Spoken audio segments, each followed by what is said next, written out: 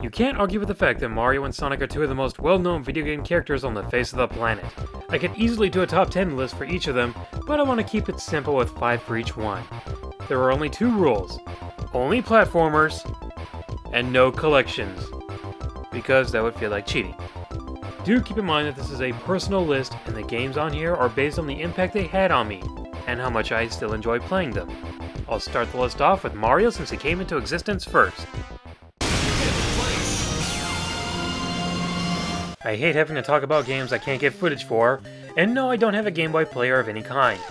But I'm sure most viewers are familiar with this Mario title. Yeah, it was only 12 stages and I can beat it in less than half an hour, but you gotta look at what this game did right. It's Mario on a handheld. The Fire Flower and stars were still there, Koopa shells exploded, bonus games at the top of the level exit, Daisy transforms into weird creatures, and let's not forget about Mario piloting a submarine and a fighter plane.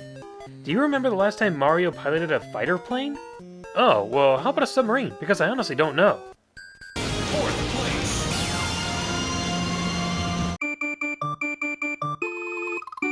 Many consider this to be the greatest Mario game, and there's very little reason to argue against it.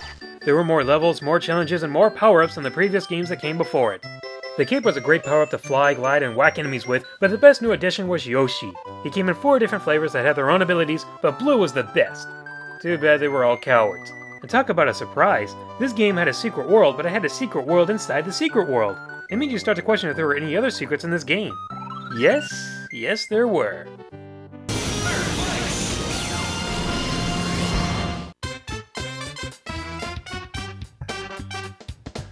One of the most groundbreaking games of all time. Super Mario 64 showed everyone what running around in a full 3D environment truly felt like. And it felt good. You could accomplish your goal or just run around and explore the area. Go for a flight, surf on sea or land, throw Bowser into a bomb. So much to do, so many places to go, so many memorable moments that there's no way I could ever have it as anything lower than 3rd place. But when you think about it, Mario games are always filled with memorable moments. Second place.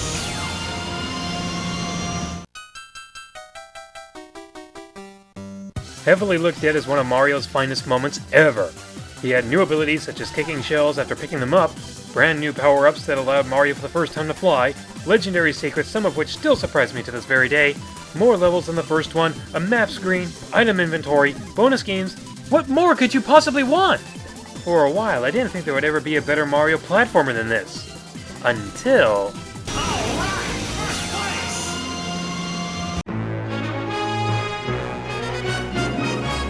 After feeling initially disappointed by both Mario Sunshine and New Super Mario Bros. For the DS, my expectations for Galaxy were set to proceed with caution.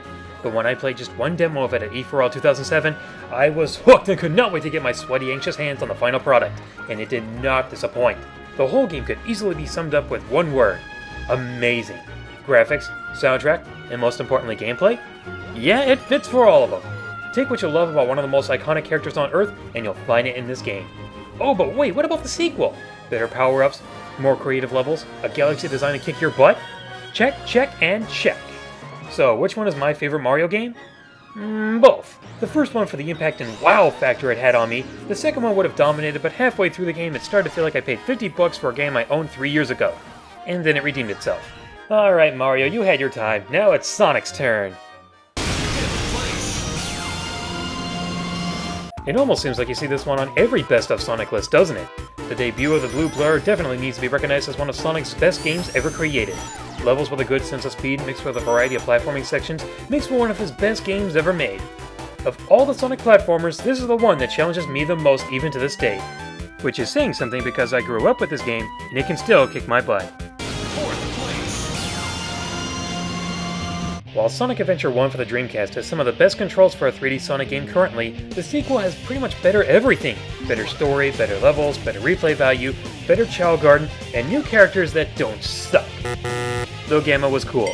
Pretty much taking everything that worked in Sonic Adventure and then doubling it seemed to be the basic idea they had when making this game. The way a good sequel should be.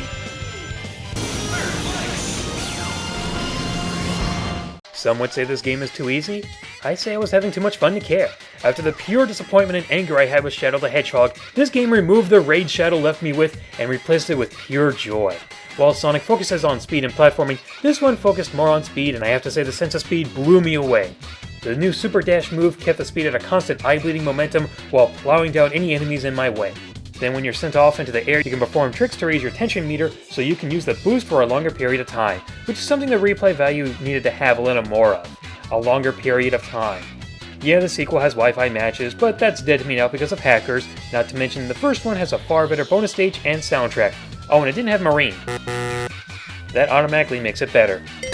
Second place.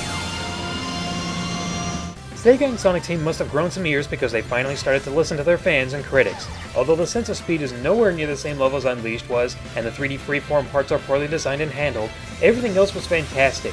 The graphics, the platforming, the music, the humor, and for me personally, the locations.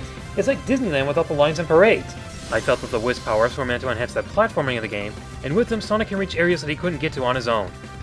Basically, it's the closest I've been wanting to see a 3D Sonic game made. You did good, Sega. Make another one. Alright, first place. If you've seen my review, you know why I have this as my favorite Sonic game. Ask yourself, when was the last time you bought an entire console because of a game you just played? Yeah, that was the impact that Sonic 2 had on me. A better sense of speed than the first one, great level designs, the spin dash is one of the best moves ever introduced to the series, is my favorite soundtrack in the franchise, Tails was a cool character, and the first time playing with Supersonic? Need I say any more? All these years and it's still my untouched favorite Sonic game. And that about wraps it up for my 5 favorite Mario and Sonic platformers. And instead of asking where Sonic 3 and Knuckles is, you can just leave a comment about your own 5 favorite Mario and Sonic platformers.